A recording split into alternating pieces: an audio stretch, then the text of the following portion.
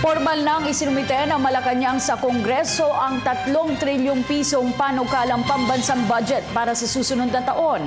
Ang naturang budget ay itinurn over ni Budget Secretary Florencio Abad kay House Speaker Feliciano Belmonte Jr. at House Majority Leader Neptali Gonzales Jr. Ang pambansang budget para sa 2016 ay mas mataas ng mahigit 15% kumpara sa national budget ngayong taon. Ayon sa DBM, may pinakamataas na alokasyon ng sektor ng edukasyon, kalusugan, pabahay, social welfare at development. Narito ang ulat. Isinumite na sa Kongreso ni Pangulong Noynoy Aquino sa pamamagitan ng Department of Budget and Management ang panukalang pambansang budget para sa taong 2016 na may kabuuang halaga na 3.002 trillion pesos. This budget is almost 100%, actually mga 95% higher than the 1.523 trillion budget that we submitted in 2010. And this has been possible because of improvements in tax administration, as well as very deft management of our liability, and of course with the help of Congress, being able to greatly diminish the leakages as well as the inefficiencies coming from bottlenecks in the budget process. As a result, without raising any new taxes except for tax reform. 15.2% na mas mataas ito kumpara sa 2015 national budget.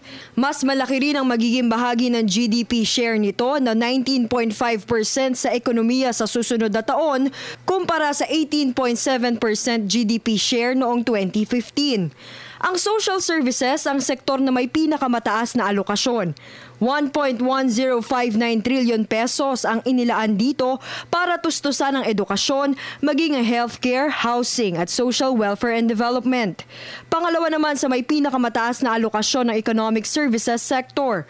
Nagkakahalaga ng 826 billion pesos ang proposed budget sa sektor na pangunahing susuportahan ng transport and communications infrastructure.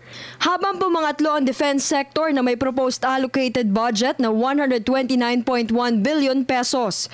Gagamitin ito para sa AFP modernization sa harap ng agawan ng teritoryo sa West Philippine Sea.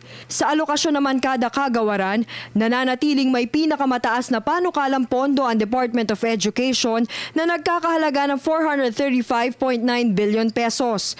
Habang ang Department of Science and Technology naman ang may pinakamababang budget na 18.6 billion pesos. Tiniyak ni House Speaker Belmonte Jr. na on-time nilang ipapasa ang panukalang pambansang budget para sa 2016. I have to congratulate the Budget Secretary for his printing press. Well, anyway, we have it here. And I remember in the past, we used to have this more or less about a month after the session started. So this is really a great improvement. And this is one of the reasons, incidentally, why all the previous 5 budgets of the Aquino administration were approved on time. As I was myself a vice chairman formerly under previous congresses of this of the Appropriations Committee, and it's about always an average about a month after the sessions start that we get the copy of the now the fact that Secretary Abad, whom I will ask to explain, give us an overview of the budget. The fact that he has given it early doesn't necessarily mean that we are going to act on it early. Because we also intend to scrutinize it carefully and do our proper job of acting on the 2016 budget.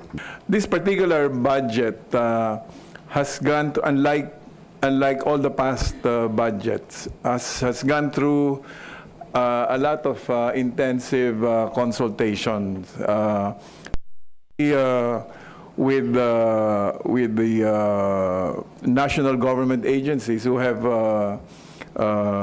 been allocated their respective budgets in the National Expenditure Program, but also with the other sectors that are also stakeholders of the budget process. For example, we have consulted with the business community.